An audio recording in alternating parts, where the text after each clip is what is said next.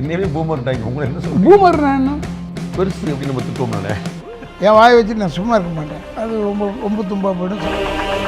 நீங்கள் இந்த 100 நாள் ஆட்சி யுகத்தின் சாட்சி அப்படின்றாங்க. நீங்கள் ஏதாவது நீங்கள் சேஞ்ச் பார்க்குறீங்க? இது ஸ்டார்டிங் பீரியடுங்க அவங்களுக்கு. ஒன்லி 100 days ஆச்சு. நீங்கள் வேணால் பாருங்கள், 1 year கழிச்சு அவங்களுடைய ஆட்டமே வேறையாக இருக்கும். Max Gold, cash for gold. Call 04445454545. Presents Behind It, straight from the heart with Rangaraj Pandey.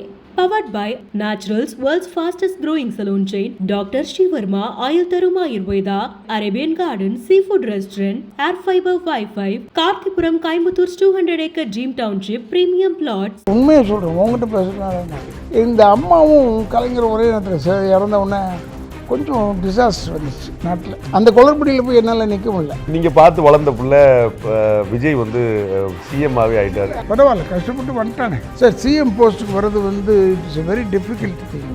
அவர் சொல்கிறாங்கள பேச மாட்டாங்கன்னு. அவருடைய அமைதி தான் அவருக்கு வெற்றியே வருது. அப்போ இவருடைய கவர்மெண்ட்டை வந்து பப்ளிக் வந்து எப்படி பார்க்குறாங்கண்ணே? நீங்கள் பேசுகிற மக்கள் என்ன சொல்கிறாங்க? இங்கே இருந்த இடத்துல சொல்கிறேன், என்னுடைய தேனாம்பேட்டில் வாசலில் காலையில் டீ கடையில் நின்று பேசுகிறாங்க பாரு, அவனுக்கு குரல் எனக்கு நல்லா கேட்கும். அவங்க பூராவே விஜய் பற்றி பேசுகிறது தான், பாசிட்டிவ் தான். நெகட்டிவ்ன்றது எந்த வார்த்தையும் சொல்ல மாட்டாங்க.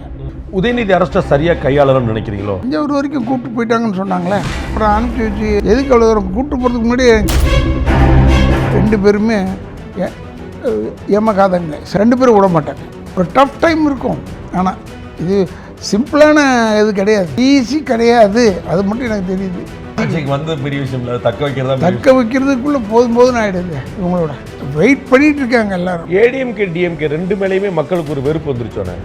சான்சஸ் அது 60 வருஷம் ஆயிடுச்சு எங்கள் சர்வீஸ். 60 வருஷம் ஆனால் டெஃபினட்டாக இது இருக்கும். இப்போ திமுக தலைவராக இருக்கிற ஸ்டாலினே வந்து தோற்று போயிருக்காருன்னு பார்க்குறோம். திரு உதயநிதி வந்து எதிர்கட்சியில் நிற்கிறார். அடுத்த ஜென்ரேஷனுக்கு மாறுதுன்னு பார்ப்பீங்களா, இல்லாட்டி இல்லை திமுக கொஞ்சம் சிரமம் தான் போல தெரியும் நினைக்கிறீங்களா? ஓப்பனாக சொல்கிறேன், ஏடிஎம்கே தான் கொஞ்சம் சிரமம். நெக்ஸ்ட் தேர்தல் வந்து it be between Vijay and ஒருவேளை அண்ணாமலையாக இருக்கலாம். அப்போ உதயநிதி விஜய் நீங்கள் வந்து எப்படின்னே பார்ப்பீங்க? ஃபியூச்சர் கருணாநிதி, ஃபியூச்சர் ஜெயலலிதா அப்படி சொல்லலாமா? அதுதான் அதெல்லாம் வேணாம். ஜெயலலிதா இவங்களெல்லாம் எம்ஜிஆர், கலைஞர், பேரறிஞர் அவங்களெல்லாம் ஒதுக்கிட்டு தான் சொல்லணும். எத்தனை கட்சியில் நீங்கள் இருந்திருக்கீங்க? நான் வந்து டிஎம்கே, ஏடிஎம்கே, பிஜேபி, தெரியும் 3 தானே? அவ்வளோதான். இப்போ எந்த கட்சியில் இருக்கீங்க? இப்போ எங்கே இருக்குன்னு எனக்கே தெரியலம்மா. பிகேஎம்சில் போட தான் பேசிகிட்டு இருக்கேன். இல்லை, உண்மையை சொல்கிறேன், உங்கள்கிட்ட பேசுகிறதுனால என்ன. நான் வந்து பிஜேபி இருந்தது என்னமோ 3 கட்சி தான். ஆனால் ADMK DMK, DMK ADMK, ADMK DMK, DMK, அப்புறம் இப்படி அதுலேயே ஒன்று ஷஃபிள் ஆகி இருந்துச்சானே கொஞ்சம் குழப்பம். அதில் ஷஃபிள் ஆகலை. அதில் ஷஃபிள் ஆகலை. 2 இயர்ஸாக ஒரு விஷயத்துக்காக வாகை சந்திரசேகர் வீட்டு கல்யாணத்தில் இப்போ கூட தம்பி ஸ்டாலின் அவர்களை எப்போ பார்த்தாலும் நல்லா பேசுவேன், கொள்ளுவேன், அதெல்லாம் ஒன்றும் இல்லை. இப்போ எதுவுமே வேணாம். எதுக்கு இதை யாரையாவது திட்டிகிட்டு கொண்டுக்கிட்டு இருந்தால் நான் தேர்தலெலாம் எதுக்குமே பேசலை, யாரோடையும் பேசலை, யாருக்காகவும் பேசலை, குவைட்டாக இருக்கிறேன். நீங்கள்லாம் மேடல் ஏறினா பட்டாசு பறக்குமே? அது பறக்கும் தான், அது ஓகே. இப்போ அந்த பறக்குது தேவையில்லைன்னு நினைக்கிறாங்க. பறந்த வரைக்கும் போது, கொஞ்சம் பறந்த வரைக்கும் போது இந்த பறவை பிடிச்சி வைக்கிறான்னு சொல்லிட்டாங்க. இப்போ பாஜக இருக்கீங்களானே தெரியல, உங்களுக்கே தெரியல? எனக்கு தெரியல. I don't know whether I mean the party R not. ஏதாவது கால் எல்லாம் லேட்டஸ்டாக எதுவுமே கிடையாது வந்தார். இப்போ நயினார் பேசினார். என்ன அவர் ஜென்ரலாக எனக்கு, ஏன்னா அவர் திருநெல்வேலியில் நிற்கும் போதுலேருந்து எனக்கு நல்ல ஃப்ரெண்டு. நான் அவருக்காக பேசியிருக்கேன். அப்போ ஏடிஎம்கே இருந்த பீரியடில். இந்த அம்மாவும் கலைஞர் ஒரே நேரத்தில் இறந்த உடனே கொஞ்சம் டிசாஸ்டர் வந்துச்சு நாட்டில். நமக்கு நிறைய குளறுபடிகள். அந்த குளறுபடியில் தான் நம்ம ஒதுங்கிட்டோம். அந்த குளறுபடியில் போய் என்னால் நிற்க முடியல, அது ஒத்துக்கிறேன். ஏன்னா நம்ம அதிலலாம் சஸ்டெயின் ஆக முடியாது. இந்த குளறுபடிகளில் 24 hours அதிலே இருந்தால் பரவாயில்ல. அது இல்லைன்னா இதான் பொழப்பு, இதான் வாழ்க்கை, இதான் வாழ்க்கை அப்படி நினச்சா அது வேறு. இது அல்ல நமக்கு. அதை நீங்கள் போய் நின்னா அவங்களுக்கு தான் லாபம், 4 பேர் பிரச்சாரம் பண்ண வைக்க லாபம். அவ்வளோதான். இது எல்லாருக்குமே உண்டுங்க. ஒரு சினிமாவில் ஷைன் பண்ண மாதிரி பொலிட்டிக்கலாக ஷைன் பண்ண முடியலன்னு நினைக்கிறீங்க? உங்களுக்கு வந்து நான் வந்து உங்களுக்கு I didn't go for the leadership. இல்லை, இப்போ நீங்கள் வந்து இப்போ மைனாரிட்டி அப்படின்னு சொல்லிட்டு நீங்கள் தெலுங்கு லாபி ஒன்று ஒர்க் பண்ணிச்சுன்னா அது கூட உங்களுக்கு சப்போர்ட் பண்ணும். தமிழ் வந்து உங்களை அந்நியப்படுத்தி பார்க்க மாட்டாங்க. உங்களுடைய லாங்குவேஜ் வந்து நீங்கள் ஃப்ளோ பேசுறதுல மேடை வந்து அட்ராக்ட் பண்ணுவாங்க. 10 பேர் இருந்தாங்கன்னா நீங்கள் முடிக்கும்போது 10,000 பேரை மாற்றி விட்ருவீங்க. அது கமாண்டிங் இருக்குது, தெரிஞ்ச முகம், எல்லாருக்கும் தெரிஞ்ச ராதாரம்னா எந்த ராதான்னு யாரும் கேட்க மாட்டாங்க. அப்போ எல்லாமே இருக்கும்போது சினிமாவில் வந்து ஒரு பெரிய ஐகான் தனியாக ராதாரவிங்கிறது ஒரு மறக்க முடியாத ஒரு விஷயம். அதே மாதிரி இங்கே பாலிட்டிக்ஸில் ஏன் அப்படி வர முடியல? அரசியலில் I didn't go towards it. அதை நோக்கி போகணும். நீங்கள் இல்லைன்னா அதில் இருந்த நம்பர் 1 பூரா நீங்கள் சொல்லுங்கள், அவங்கெல்லாம் சினிமாவில் நம்பர் 1 இருந்திருக்காங்களா? கிடையாது. ஏன்னா சொல்லுவாங்க, இப்போ சிலர் சொல்லுவாங்க, கலைஞர் சொல்லுவாங்க நல்ல வசனம் எழுதுவார், நல்லா பேசுவார்னு. இந்தந்த ஏரியா தான் பேசுவாங்களே ஒழிய தே கேனாட் கோ பாலிட்டிக்ஸில் இருந்த மாதிரி அவங்களுக்கு இதில். ஏன்னா அவங்க பாலிட்டிக்ஸே போதும் குதிரைக்கு கடிவாளம் கட்டி விட்ட மாதிரி அவங்க இருந்திருப்பாங்க. Full timers. அதனால் அவங்க நல்லா இருக்கு. நாம பார்ட் டைமர்ஸ் மாதிரி. அதனால் நம்ம அவ்வளோவா பெருசாக வரல. அதில் அப்பப்போ வந்துட்டு போகிறதோட சரி, அவ்வளோதான். இன்னைக்கு பாலிடிக்ஸ் பார்க்குறீங்க, இது எப்படி உங்களுக்கு எப்படி தெரியும்? ஒரு கொள்கை கோட்பாடுலாம் ஏதாவது தெரியுதா? இல்லாட்டி எல்லாம் இமேஜ் பில்டிங்கில் ஓடிட்டுருக்கா? நீங்கள் என்ன அப்சர்வ் பண்ணுறீங்க? ஆக்சுவலாக பார்த்தீங்கன்னா நான் வந்து முற்றும் துறந்த முனிவனின் நிலையில் இருக்கேன். இந்த பழக்கம் திறந்த. ஆமாம், நீங்கள் அப்படிலாம் ஒரு முடிவு எடுக்காதீங்க. இல்லை இப்போ வந்து அப்படி தான் இருக்குது. எப்படின்னா எதை பற்றியும் பேச வேணாம், யாரை பற்றியும் பேச வேணாம். எது எந்த நேரத்தில் நடக்கும்னு தெரியல, எது எந்த நேரத்தில் மாறும்னு தெரியல. முந்தி வந்து இதுலேயே ஊறிக்கிட்டு இருந்ததுனால தெரியும் இது மாறும் இது மாறாதுன்னு தெரியும். இப்போ அது கொஞ்சம் நீங்கள் ஒரு பார்ட்டிசிபெண்ட்டாக ஒரு கான்ட்ரிபியூட்டராக இருந்தது போய் வந்து ஒரு விட்னஸாக வெளியிலேருந்து வேடிக்கை பார்க்குற ஒரு ஆளாக மாறிட்டோம். அவ்வளோதான். ரொம்ப கரெக்ட் பாண்டே, நீங்கள் தான் பெஸ்ட் இதில் சொன்னதுக்கு. ஏன்னா சில பேர்லாம் வேறு மாதிரி ஒரு கான்ட்ரவர்சி சைடு போயிட்டு வருவாங்க. நீங்கள் போக பார்த்தீங்க, ஆனால் முடியலன்னு ஒன்று சரின்னு நல்ல அழகாக இந்த பக்கத்தை வந்து முடிச்சுக்கிட்டீங்க. நீங்கள் பார்த்து வளர்ந்த பிள்ளை விஜய் வந்து சிஎம்மாகவே உண்மையில் ஐ ரியலி அப்ரிஷியேட். பரவாயில்ல, கஷ்டப்பட்டு வந்துட்டானே சார். சிஎம் போஸ்ட்டுக்கு வர்றது வந்து இட்ஸ் எ வெரி டிஃபிகல்ட் திங்க. 118 சீட்டு கிடைச்சா தான் மெஜாரிட்டி, அப்சல்யூட் மெஜாரிட்டி. அந்த 118 கிடைக்காம 107 108 கிடைச்சி அதில் ஒரு சபாநாயகர் ஒன்று போயிடும், இவர் ஒரு 106. அதில் அவர் நின்னது வந்து உண்மையிலே அவர் சொல்கிறாங்கள பேச மாட்டாங்கன்னு அவங்களுக்கு சொல்கிறேன். அவருடைய அமைதி தான் அவருக்கு வெற்றியே வருது. ஏன்னா அவர் பேச ஆரம்பித்தா எப்போயே தான் பேசுவார், கொஞ்சம் தான் பேசுவார். ஷூட்டிங் ஸ்பாட்லேயும் அப்படி தான். ஷூட்டிங் ஸ்பாட்டில் நான் சர்க்காரில் நடிக்கும் போதெல்லாம் அப்படி தான். அங்கேயும் அப்படி தான். அவர் வீட்லேயே நான் ஷூட்டிங் எத்தனை வாட்டி பண்ணியிருக்கேன். நீதியின் மறுபக்கம்லாம் அவர் வீட்டில் தான் பண்ணது. SSC sir. ஆமாம், எஸ்எஸ்சி காலத்தில் அப்போ பண்ணும்போது தம்பி குவைட்டாக இருக்கும். பட் அந்த குவைட்னஸ் தான் இப்போவும் இருக்குது. இப்போ அதனால தான் நாங்கள் பார்க்கும்போது அவரை டிவியில் பார்க்குற மாதிரி, டிவியில் பார்க்குற மாதிரி இல்லை, சாரி, ஸ்ட்ரெயிட்டாக பார்க்குற மாதிரி இருக்குது. ஏன்னா இஸ் வெரி குவைட். அந்த கோட்டை போட்டதுக்கு கூட ஒருத்தர் சொன்னார், அவர் கோட்டு போட்டிருக்காரு, நானும் கோட்டு போட போகிறேன். யார் வேணும் போடலாம் கோட்டு அவர் மட்டும் போடணும்னு அவசியம், அவர் மட்டும் போடணும்னு சொன்னார். அவரும் போடலாம். ஆனால் அவர் போட்டால் அழகாக அமைதியாக இருக்கிறதுக்கு அது ஒரு நல்ல அடக்கமாக இருக்குது அந்த இடத்துல. அவங்க அப்பாவுக்கு ஒரு பெரிய ட்ரீம் இருந்தது இல்லைண்ணே, இது ஒன்று கொண்டு அது அவர் தான் ஷேர் பண்ணியிருக்காருண்ணே எஸ்எஸ்சி ஏதாவது? இல்லைங்க, என்கிட்ட இப்போ அவ்வளோ அந்த அளவுக்குலாம் நான் பேசினது கிடையாது. அவருடைய ட்ரீமுலாம் நமக்கு தெரியாது. பட் ஈ வாஸ் பிஹைண்ட் ஹிம்ன்றது நடுவில் இந்த தகராறு வந்தப்போ தெரிஞ்சுது. அது வரைக்கும் எனக்கு தெரியாது. அவங்க 2 பேர் தகராறு ஏதோ ஒன்றும் இல்லை, எப்போ ஆரம்பிக்கிறதுங்க தான் தகராறு. இப்போ ஆரம்பிச்சிடலான்னு எஸ்எஸ்சி விரும்பினார், இவர் கொஞ்சம் பொறுங்க அப்படின்னாரு. அதில் தான் தகராறு. அவர் தனியாக ஒரு பதிவு பண்ணார், இவர் பதிவு பண்ணது மறுத்தார். அந்த மாதிரியான ஒரு விஷயங்கள் அதான் அந்த மாதிரி இது. அப்போ தான் எனக்கு தெரிஞ்சது, oh this man is behind him.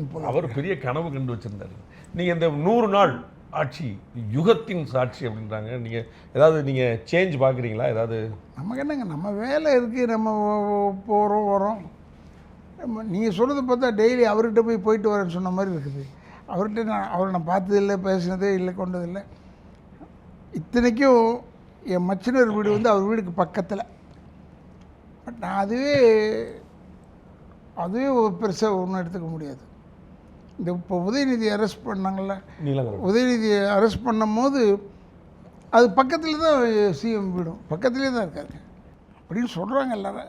Right, அந்த தேர்தல் ஒரு கலைபுரம் இருந்திருக்கு. இந்த கலைபுரம்லாம் நம்ம பார்த்துட்ருக்கோம். கலைஞருக்கு பார்த்தாச்சு, அம்மாவுக்கு பார்த்தாச்சு, எல்லாருக்கும் பார்த்தாச்சு. எங்கள் ஐயாவுக்கு திருச்சியில் அவர் இருக்கும்போது பரோலில் திருச்சிக்கு வந்துட்டார். நாங்கள் கும்பகோணத்துக்கு போயிருக்கோம், எங்கள் சித்தி வீட்டுக்கு போயிட்டு பணம் கலெக்ட் பண்ணிட்டு வரணும்னு. போயிட்டு வரதுக்குள்ளே அரெஸ்ட் பண்ணிட்டாங்க. கலையபுரத்தெல்லாம் நாங்கள் முதல்ல பார்த்தவங்க. அதனால் இது ஒன்றும் ஒரு பெரிய இஷ்யூவாக இல்லை எங்களுக்கு. உதயநிதி அரெஸ்ட்டை சரியாக கையாளணும்னு நினைக்கிறீங்களோ? தெரியல, ஐ டோன்ட் நோ. ஏன்னா தஞ்சாவூர் வரைக்கும் கூப்பிட்டு போயிட்டாங்கன்னு சொன்னாங்களே. பத்திரம் திருப்பி அனுப்பி வச்சுட்டாங்க. ஆமாம், அப்புறம் அனுப்பிச்சி வச்சு அவ்வளோ தூரம் கூட்டு பண்ணி எதுக்கு அவ்வளோ தூரம் கூப்பிட்டு போகிறதுக்கு முன்னாடி கிளாரிஃபை பண்ணியிருக்கணும், இஸ் இட் கரெக்ட் ஆர் நாட்னு. அதிலெல்லாம் கொஞ்சம் கொஞ்சம் மிஸ் பண்ணுறாங்க. இது ஸ்டார்டிங் பீரியடுங்க அவங்களுக்கு. ஒன்லி 100 days ஆச்சு அவங்களுக்கு. நீங்கள் வேணால் பாருங்கள், ஒரு 1 year கழித்து அவங்களுடைய ஆட்டமே வேறையாக இருக்கும்னு நினைக்கிறேன். இன்னும் ஸ்ட்ராங்காக இன்னும், ஏன்னா இப்போ ரொம்ப ஸ்ட்ராங்காக இருக்காங்க, நல்ல ஸ்ட்ராங்காக பதில் சொல்கிறாங்களே, சட்டமன்றத்துக்குள்ளே பதில் சொல்கிறாங்களே. ஆஸ் நீங்கள் வச்சுருக்கிற மாதிரி தான் அவங்களும் அது மாதிரி பேசுகிறதுக்குன்னு ஆளுங்களை வச்சுருக்காங்க. அதை வர்ஜுனா ஆகட்டும், நிர்மல்குமார், ராஜ்மோகன், ஆமாம், செங்கோட்டையன், எல்லோரையும் வச்சுருக்கிறது அதுக்கு தான், பதில் சொல்கிறதுக்கு தான். மற்றவங்க யாரும் ஏஞ்சி பதில் சொல்கிறது இல்லைன்னு நினைக்கிறேன். அம்மா பீரியடில் நாங்களாம் இருந்தோம்ல, எனக்கு ஏன்னா அந்த இடத்த பற்றி தெரியுன்றதுக்காக சொல்கிறேன். எல்லோரும் பதில் சொல்லுவோம். நாங்கள் சில டைமில் கேட்டுக்கும் போது நானே பதில் சொல்லியிருக்கேன். புகழேந்தின்னு ஒருத்தர் கடலூர் எம்எல்ஏ, அவருக்கு பதில் சொன்னேன். அது அப்படி இல்லை, இப்படி இல்லை, இப்படின்னு சொல்லியிருக்கேன். இப்போ சொல்லியிருக்கனே ஒளி அது மாதிரிலாம் பதில் சொல்லியிருக்கோம். இப்போ அது மாதிரிலாம் யாரும் சொல்கிறதே இல்லை. அவங்க இஷ்டத்துக்கெலாம் சொல்ல முடியாது. குறிப்பிட்ட ஒரு சிலர். நான் சேகர் பாபு ரொம்ப பேசுவார் போல இருக்க, அவர் இப்போ டிஎம்கே வேறு போயிட்டார். பாபுமா நல்லா பேசுமேன்னு நினச்சேன். பாமாவே குவைட்டாக தான் இருக்குது. தேவைப்படும் போது அவருடைய இது வரும்போது பேசியிருக்காரு, அவ்வளோதான். நம்ம பேசும்போது அறநிலையத்துறையுடைய மானிக்கோரிக்கை வந்துச்சு, அங்கே கொஞ்சம் பேசுகிறாரு. ஏன்னா பழைய அமைச்சர் அப்படிங்கிற முறையில். ஆமாம், பழைய அமைச்சர்ன்றதுனால அவர் பேசியிருக்காரு. அவர் இப்போ திருத்தணி போகும்போது அவரை நிறுத்தியிருக்காங்கன்றது போலீஸை நம்ம தப்பு சொல்லவே கூடாது. இல்லை வழி, அதாவது கார் மொத்தமாக நிப்பாட்டாங்க. இப்போ அமைச்சர், முன்னாள் அமைச்சர் காருங்கனால அனுப்பலாமா அப்படின்னு கேட்டாங்க. அது அவர் சேகர் பாபு தடுக்கிறதுக்கு இல்லை, மலையில் ஒரே கூட்டம், கார் அது அனுப்பக்கூடாதுட்டாங்க. இப்போ இவருக்கு ஒரு எக்ஸம்ஷன் கொடுக்கலாமா? யார் காரும் அனுமதி கிடையாது. ஸோ எல்லா காரும் போச்சு, அவர் கார் தடுத்தாருங்கிறது இல்லை. எந்த காரும் போகலை, அவர் கார் அனுமதிக்கலாமான்னு கேட்டேன். அதுதான், அது மாதிரி இருந்தால் தவறு கிடையாது. சில இதில் ரூல்ஸ் ஃபாலோ பண்ணி தானே ஆகணும், வேறு வழி கிடையாது. நீங்கள் இப்போ நடிகர் விஜய் அண்டு முதலமைச்சர் விஜய், அதை எப்படி பார்க்குறீங்க, அந்த டிஃப்ரென்ஸ்? அதுதான் நான் உங்களுக்கு முதலே சொன்னேன். ஏன்னா எங்களோட ரொம்ப குவைட்டாக தான் இருப்பார், நிறைய பேசுனது இல்லை. இல்லை நடிகராக ரொம்ப பேசுனதே இல்லை. இல்லை ஆன் ஸ்க்ரீனில் அவருக்கு ஒரு ரோல் இருக்குல்ல, அதாவது நீங்கள் சொன்ன மாதிரி ஆன் ஸ்க்ரீனில் எக்ஸலண்ட். அதான் நடிகர் விஜய். அதான் நடிகர் விஜய் ஆன் ஸ்க்ரீனில் இப்படித்தான் செய்வார்ன்றது தெரியாது, அந்தளவுக்கு பண்ணுவார். இவருக்கு நான் நினச்சிருப்பேன், இல்லை சைலண்ட்டாக இருந்தாப்புல விஜய் திடீர்னு டப்புன்னு பேசுது விஜயமான். அந்த ஆக்ஷன் ஒன்று எக்ஸலண்ட்டாக பண்ணுவார். டான்ஸ் நல்லா ஆடுவார்ன்றது தெரிஞ்ச விஷயம். ஃபைட்டும் நல்லா பண்ணுவார், ஏறத்தில் டான்ஸ் மாதிரி. சிங்கிள் டேக்லேயே லென்த்தி டேக்கில் போகிறாரு, அதெல்லாம் பண்ணியிருக்காரு. அதெல்லாம் பாராட்டக்கூடிய விஷயம். ஆனால் ஆக்டிங்கிறது ரொம்ப நல்லா பண்ணுவார். சீனை உள் வாங்கிக்கிறதாகட்டும், கேட்டுக்கிட்டு உள் வாங்கி ப்ரிப்பேர்டாக வருவார். நான் அவருடைய வண்டியிலே ஏறி சொல்லியிருக்கேன். இவருக்கும் அப்படி தான். உதயநிதி கூட நான் போய் பேசியிருக்கேன். மனிதன் படத்தில் உதயநிதியோட பண்ணும்போது நான் ஒரே ஒரு படம் தான் பண்ணேன். அப்போ பண்ணும்போது போய் சொன்னேன் அவர்கிட்ட, இப்படி இந்த பக்கம் பிரகாஷ் ராஜ், இந்த பக்கம் ராதாரவி, 2 பேருமே ஏமகாதங்க, சாடிஸ்ட் இன் ஆக்டிங்கு. 2 பேரும் விட மாட்டாங்க, அவங்கவுங்க வேலையை பார்ப்பாங்க. ஆனால் நீ பண்ணுறது தான் தம்பி கரெக்டு, இவங்களுக்கு நடுவில் நீ குவைட்டாக பண்ணுற பாரு, அதான் பெஸ்ட். இதை எல்லாருமே நாம் நடிக்கிறேன்னு கிளம்பாமல் ரொம்ப காமாக செஞ்சப்பில்ல, அது நல்லா இருந்ததுன்னு சொன்னேன்.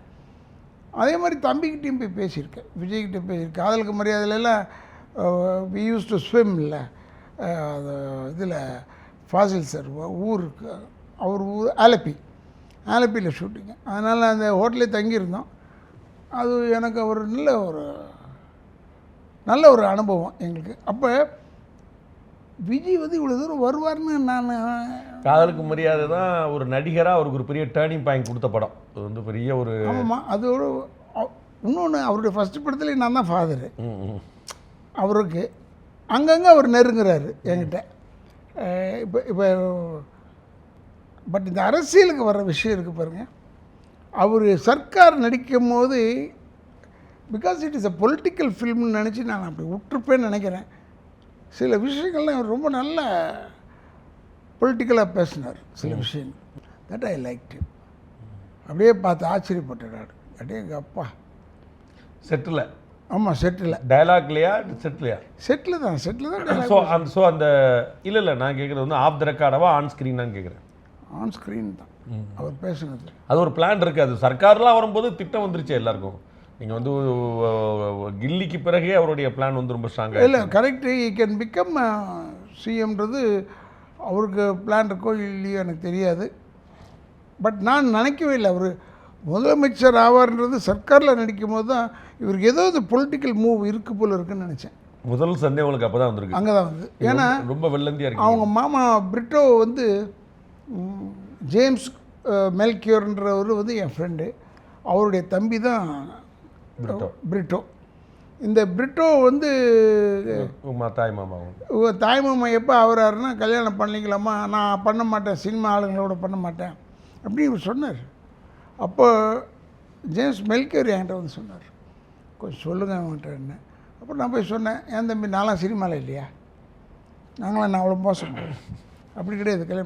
இந்த கல்யாணம் பண்ணுன்னு சொன்னது வந்து அவங்களுக்கு அவ்வளோ பெரிய லக்காச்சு அந்த டைமில் விஜய்க்கு பெரிய லக்கு இவர் வந்து சேர்ந்தது. இவர் ஃபுல்லாகவே பேக்கப் பண்ணிக்கிட்டார். அதுலேருந்து ஃபுல்லாகவே பேக்கிங் அப் ஆகிட்டார். அது வந்து பிரிட்டோ வந்தது வந்து நான் தான் சொன்னேன். போய் பிரிட்டோ ஜேம்ஸ் மெல்கியர்கிட்ட சொன்னேன். போய் சொல்லி அவன் தம்பிகிட்ட சும்மா அவன் பிரிட்டோ தான் என் பக்கத்தில் உட்காந்துவேன். எனக்கு முன்னாடி சீட்டில் உட்காந்து எழுதுவான் பரீட்சை. நான் கொஞ்சம் தள்ளிக்கடா தெரியலடான்னு சொல்லுவேன். பேப்பர் தெரியுற மாதிரி வச்சுருக்கேன். ஆமாம், ஏன்னா அதை பற்றி எழுதணுமே நானுன்றதுக்காக. நல்லா குண்டு குண்டாக அதுக்கு எனக்கு ஹெல்ப் பண்ணான் அவன் பிரிட்டோ. அது நாங்கள் அதாவது லா பண்ணும்போது சொல்கிறேன், லா பண்ணும்போது கொஞ்சம் அவனை பார்த்து தான் எழுதுனேன் நான், பிரிட்டோ பார்த்தேன். அதனால் இது ஓகே தான். அது இவருடைய கவர்மெண்ட்டை வந்து பப்ளிக் வந்து எப்படி பார்க்குறாங்கண்ணே? நீங்கள் பேசுகிற மக்கள் என்ன சொல்கிறாங்க? நீங்கள் நிறைய மக்கள்கிட்ட நான் போய் இன்னும் இதாக விசாரிக்கலாமா. எங்கள் இருந்த இடத்துல சொல்கிறேன், என்னுடைய தேனாம்பேட்டில் வாசலில் காலையில் டீ கடையில் நின்று பேசுகிறானுங்க பேர், அவனுக்கு குரல் எனக்கு நல்லா கேட்கும். அவங்க பூராவே விஜய் பற்றி பேசுகிறது தான் அவங்கள்ட்ட. பற்றி பாசிட்டிவ் இல்லை, பாசிட்டிவ் தான். நெகட்டிவ்ன்றது எந்த வார்த்தையும் சொல்ல மாட்டாங்க, பாசிட்டிவாக தான் சொல்கிறாங்க. அந்த இதில் பார்த்தா ஒரு டஃப் டைம் இருக்கும். ஆனால் இது சிம்பிளான இது கிடையாது, ஈஸி ஜோக் கிடையாது, ஈஸி கிடையாது. அது மட்டும் எனக்கு தெரியுது. ஈஸிக்கு வந்து பெரிய விஷயம் இல்லை, தக்க வைக்கிறதுக்குள்ளே போதும்னு ஆகிடுது. இவங்களோட வெயிட் பண்ணிகிட்டு இருக்காங்க எல்லோரும். கூடவே சுற்றுற செவ்வாழைகள் என்ன செய்கிறது?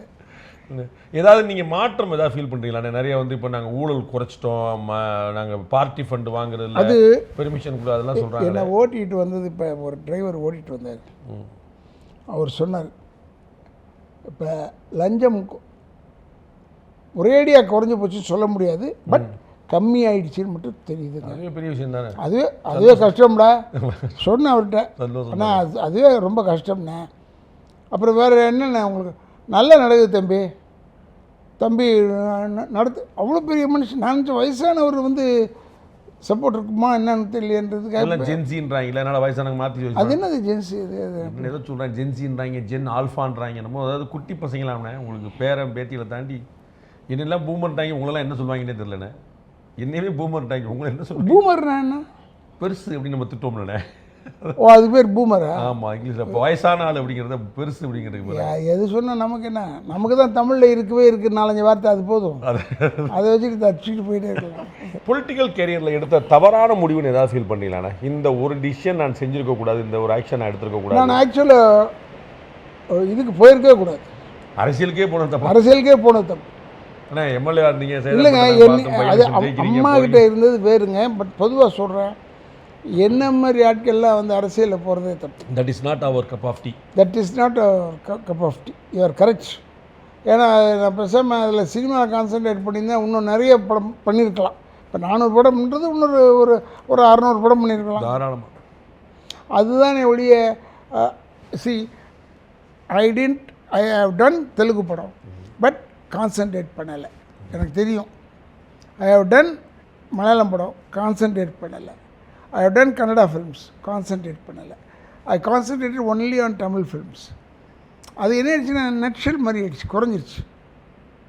அது முதல்ல இப்போ போய் கேட்டு இனிமேல் வந்து இனிமேல் செஞ்சு அது வந்து கொஞ்சம் இழுக்கிற மேட்டராக இருக்குது. ஒரு கேப் விழுந்த மாதிரி ஆயிடும். கேப் விழுந்தவன் அந்த வரட்டு வராட்டி போட்டு போனேன். நீங்கள் அரசியலே இல்லாமல் நீங்கள் முழுக்க சினிமா தான் வந்துச்சுன்னா இன்னொரு பெரிய வீச்சு இருந்திருக்கும். இன்னும் டெஃபினட்டாக பெரிய அளவில் இருந்திருக்கும்.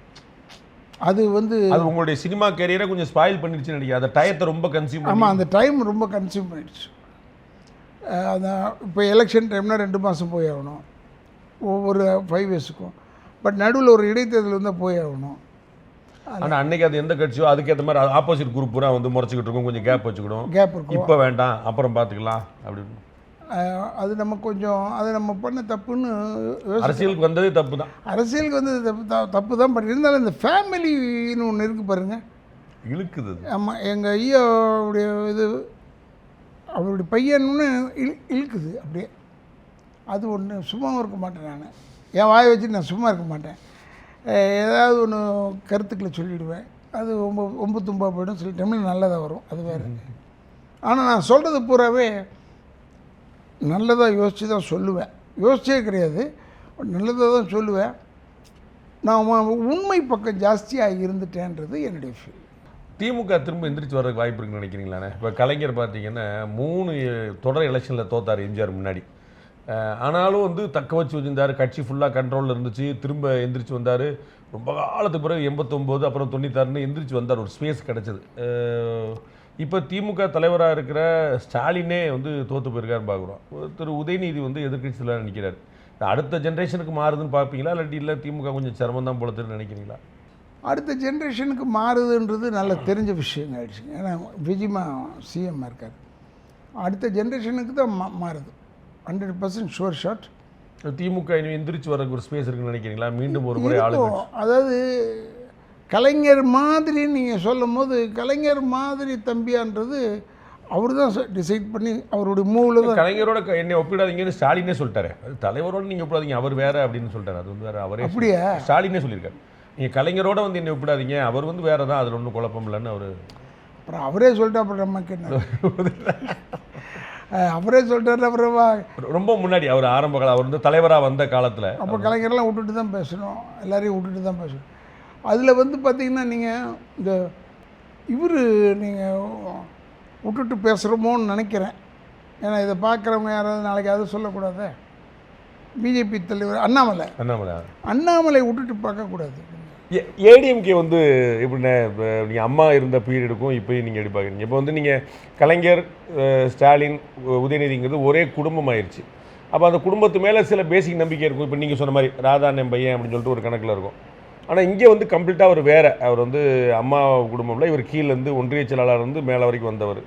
இப்போ நிறைய எம்எல்ஏக்கள் வெளியே போயிட்டாங்க, 7-8 பேர் ராஜினாமா. அதெல்லாம் அவர் அதெல்லாம் ஃபேஸ் பண்ணால் தாங்க திராவிடத்தில் இருக்கிறாருன்னு அர்த்தம். அதெல்லாம் ஃபேஸ் பண்ணி தான் ஆகணும். சில பேர் போயிடுவாங்க, சில பேர் போக மாட்டாங்க. இருக்காங்கல்ல எவ்வளோ பேர் அவரை நம்பி இருக்காங்களே. அவங்க ஏடிஎம்கே பெரிய செட்பேக்காக இருக்கும்னு நினைக்கிறீங்களா? ஏடிஎம்கேக்கு கொஞ்சம் செட்பேக் இருக்கும், டெஃபினட்டாக இருக்கும். அது எப்படி ஃபைட் பண்ணுறாங்கன்றதை பார்த்தா அவருக்கு அவங்க அப்ரோச் பண்ணுற இடங்கள் தான் பார்க்கணும். இன்னைக்கு பார்த்தா திமுக அதிமுக 2ல் எந்திரிச்சு வர்றது கொஞ்சம் சிரமப்படணுங்கிறது ஏடிஎம்கேன்னு புரிஞ்சுக்கலாமா? ஏடிஎம்கே தான். அதை நான் ஓப்பனாக சொல்கிறேன். ஏடிஎம்கே தான் கொஞ்சம் சிரமம். என்ன பண்ணால் சரியாக இருக்கும்னு நினைக்கிறீங்களா? நான் எது கேட்குறேன், அவங்க எல்லாருமே ஒன்றாகணுங்க. முதல்ல எல்லோரும் பிரிஞ்சவங்களாம் ஒன்றாகணும்.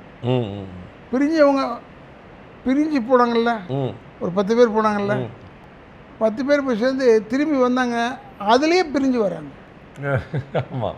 ஒன்று நான் சொல்கிறது ஜெனரல் கருத்தாக இருக்கலாம், தப்படுத்தக்கூடாது. என்னை நம்பி ஓட்டு போட்டாங்க சேதாப்பட்ட மக்கள். கடைசி வரைக்கும் அந்த கட்சியை நம்பி தானே எனக்கு ஓட்டு போட்டாங்க. எனக்கு ஓட்டு போட்டதுக்கு பிகாஸ் நான் அந்த கட்சியில் இருந்ததுனால அந்த கட்சிக்கு நான் உண்மையாக தானேங்க இருக்கணும். அந்த பீரியட் முடிகிற வரைக்கும் இருக்கணும்ல.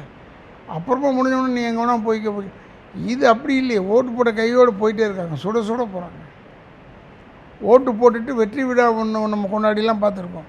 அதெல்லாம் கிடையாது. ஸ்ட்ரெயிட்டுவே டு வின்னிங் பார்ட்டின்னு அது தப்பாக தெரியுது. சர்டிஃபிகேட் வாங்கி நேராக பனையூருக்கு போயிடுறாங்க. ஆமாங்க, அதுதாங்க தப்பாக தெரியுது. அதுதான் நான் சொல்கிறேன். அப்போ நம்பி இருக்கிற ஜனங்க முட்டாளாயிடுவாங்களே. வாக் பண்ணுவேன், தியோசாபிக்கல் சொசைட்டிக்கு போய் வாக் பண்ணுவேன். அப்போ வாக் பண்ணும்போது ஒரு ஆள் வெளியே நின்னான், கேட்டுக்கு வெளியே நிற்பான். ஒரு ஏழ்மையானவர், காசு கேட்டு, என்னடா தம்பி நீங்கள், உங்களை நம்பி தான் நாங்கள் இருந்தோம் அந்த கட்சியில். எந்த கட்சின்னு சொல்கிறேன், இந்த கட்சியில் இருந்தோம். நீங்கள் பாட்டுக்கு போயிட்டீங்கன்னா அப்போ நாங்கள் என்ன தம்பி செய்கிறது, இப்போ நாங்கள் எங்கே போகிறது அப்படின்னு கேட்டேன். அது ரொம்ப பளிச்சுன்னு எனக்கு பிடிச்சி. இன்னொரு நண்பர்கிட்ட கூட கேட்டேன், ராதாரவி தானே அது அப்படி சொன்னாங்க. ஆமான்னு சொல்லிட்டு நம்ம கூப்பிட்றாரே பெருமையாக, அடையாளம் தெரிஞ்சு சொல்கிறாரேன்னு பெருமையாக அப்படி நின்னவுடனே இந்த வார்த்தையை சொன்னார், ஏன் தம்பி நீங்கள் உங்களை நம்பி தானே நாங்கள், அப்போ நம்மளை நம்பி தானே ஓட்டு போடுறாங்க ஜனங்க. இந்த எதுக்கு நம்மளை நம்பி இல்லை, இந்த கட்சியில் இருக்கோன்றதுனால ஓட்டு போடுறாங்க. அவங்கெல்லாம் இருக்கிறாங்க, எல்லோரும் இருக்கிறாங்க அப்படின்னு ஒரு கணக்கு. அவங்க கணக்கு. அவங்க திடீர்னு அதை விட்டுட்டு போகிறாங்கன்னும் போது எல்லாருக்குமே அந்த ஃபீலிங் இருக்கும், டெஃபினட்டாக ஃபீலிங். ஏடிஎம்கே டிஎம்கே ரெண்டு மேலேயுமே மக்களுக்கு ஒரு வெறுப்பு வந்துருச்சோன்னே. சான்சஸ் அது 60 வருஷம் ஆகிடுச்சாங்க சர்வீஸ். 60 வருஷம் ஆனால் டெஃபினட்டாக ஒரு இது இருக்கும்.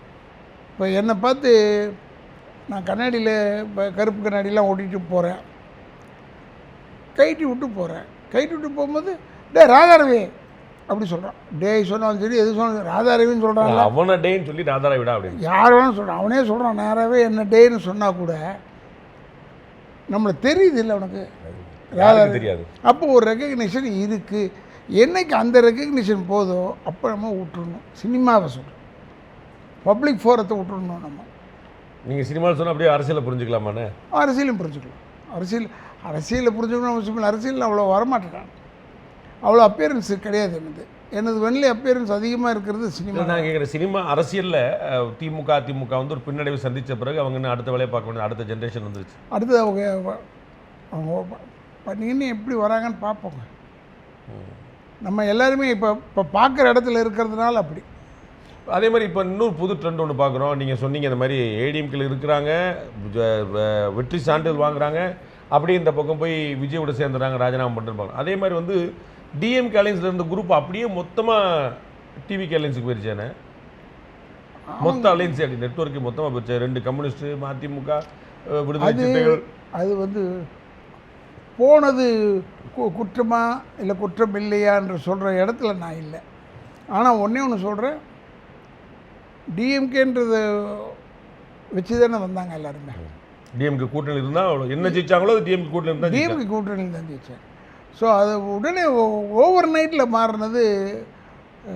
இவங்களாவது ஒரு 2 நாள் 3 நாள் பொறுமையாக இருந்தாங்க. மற்றவங்க காங்கிரஸில் அப்போவே நைட்டோட நைட்டு அப்படியே நல்ல மனுஷன். அது எப்பயுமே காங்கிரஸ் காங்கிரஸ் இங்கே இந்த ஊர்லெல்லாம் நீங்கள் இப்போ சென்ட்ரல் கவர்மெண்ட்டுன்னு சொன்னீங்கன்னாலே கம்யூனிஸ்ட் மட்டும்தான் சர்வைவ் ஆகுறாங்க அங்கங்கே. தோ they don't come under ruling சைடுக்கு வரலன்னா கூட கம்யூனிஸ்ட் அப்படியே பிடிப்போடு இருக்காங்க. ஐடியாலஜிக்கலாக அது இல்லைங்க இவங்ககிட்ட. அது ஒத்து விஜய் நீங்கள் வந்து எப்படின்னே பார்ப்பீங்க? ஃப்யூச்சர் கருணாநிதி, ஃப்யூச்சர் ஜெயலலிதா அப்படி சொல்லாமல் அதுதான். அதெல்லாம் வேணாம். ஜெயலலிதா இவங்களெல்லாம் எம்ஜிஆர், கலைஞர், பேரறிஞர் அவங்களெல்லாம் ஒதுக்கிட்டு தான் சொல்லணும். இந்த தம்பி வந்து டெஃபினட்டாக சொல்கிறேன், இவர் வந்து அடுத்த எலெக்ஷனில் கூட அதுக்குள்ளேயே அவர் ரெடி ஆகிடுவார்னு நினைக்கிறேன். ரெடி ஆகிட்டாருன்னா அப்புறம் ஈல்பி பர்மனெண்ட்டு தான் அவர் ரெடி ஆகிடுவார்னு நினைக்கிறேன். இந்த கண்டம் இந்த 5 வருஷத்துக்குள்ளே தான், இந்த 5 வருஷத்துக்குள்ளே தான் இதை ஸ்டெபிலைஸ் பண்ணிட்டாருன்னா ஃபினிஷ். அதுவும் ஸ்டாலின் வந்து தோப்பார்னு எதிர்பார்த்தீங்களாண்ணே? குளத்தூரில் ஸ்டாலின் தோத்து நான் எதிர்பார்க்கல. நான் ஸ்டாலினையும் எதிர்பார்க்கல, தம்பியும் எதிர்பார்க்கல. தம்பி ஜெயிச்சிட்டாப்புல. ஸ்டாலின் வந்து எனக்கு ஷாக், கொஞ்சம் ஜோல்ட் இருந்தது, அவ்வளோதான். Usual jolt. நீங்கள் பொலிட்டிக்கலாக நீங்கள் பார்க்கும்போது அண்ணாமலை வந்து ஒரு பெரிய ஒரு சுனாமி மாதிரி உள்ள ஒரு என்ட்ரி கொடுத்து பிஜேபி மாதிரியான ஒரு தேசிய கட்சியில் வந்து ஒரு பெரிய ஒரு எழுச்சியை கொடுத்து பண்ணார். டப்புன்னு இப்போ அவர் வந்து தனி கட்சி அப்படின்னு கொண்டு இல்லைங்க, எத்தனை நாள் தாங்க பிஜேபி இப்படியே இருப்பாங்க? அவனும் எவ்வளோ தான் அந்த கற்றுனதுனால தான் கொஞ்சமாவது ரெகக்னிஷன் கிடச்சிது ஃபார் பிஜேபி. நான் கரெக்டாக சொல்கிறேங்க. அதனால தான் உங்களுக்கு சொன்ன முதல்ல நெக்ஸ்ட்டு தேர்தல் வந்து it will be between Vijay and ஒருவேளை அண்ணாமலையாக இருக்கலாம். எதுக்கு சொன்னேன்னா அடுத்த தேர்தல் வந்து விஜய்க்கும் அண்ணாமலைக்கும் தான் அந்த. அப்போ உதயநிதி இல்லை, Udhayanidhi will be part and parcel of it, அவ்வளோதான். 3 பேர் ஒவ்வொன்றுக்குமே சொல்ல முடியாது. அப்போ ஒவ்வொருத்தரும் தனித்தனியாக ஆரம்பிச்சாங்கன்னா 4 முனை போட்டி, 5 முனை போட்டி, 6 முனை போட்டின்னு போயிடுமே. எங்கள் அண்ணன் சீமான் வர சண்டைக்கு சீமான் மாதிரி சொல்லிக்கிட்டே இருக்கிறோம். சீமான் தான் சொல்கிறாரு, அவர் தைரியமாக அவர் நல்லா சொல்கிறாரு. அண்ணாமலைக்கு ஒரு பெரிய பொலிட்டிக்கல் ஃபியூச்சர் இருக்குன்னு நினைக்கிறீங்க? இருக்குங்க, சான்சஸ் இருக்குது. ஏன்னா இந்த ஓட்டர்ஸ் கரெக்டாக யோசிச்சு ஓட்டு போட்டாங்கன்னா அண்ணாமலைக்கு ஒரு பெரிய சான்ஸ் இருக்குது. அண்ணாமலையெல்லாம் பார்த்துக்கணும், ஃபாலோ பண்ணணும். இல்லைன்னா ஃபாலோ பண்ணாமல் நம்மளை விட்டு ஆளே இல்லைன்னு நினச்சோம்னா அது கஷ்டமாயிடும். அண்ணாமலையை சிஎம் விஜய் ஃபாலோ பண்ணணும். ஆமாம், என்ன மூவ் பண்ணுறாரு, என்ன பண்ணுறாரு பார்த்துக்கணும்.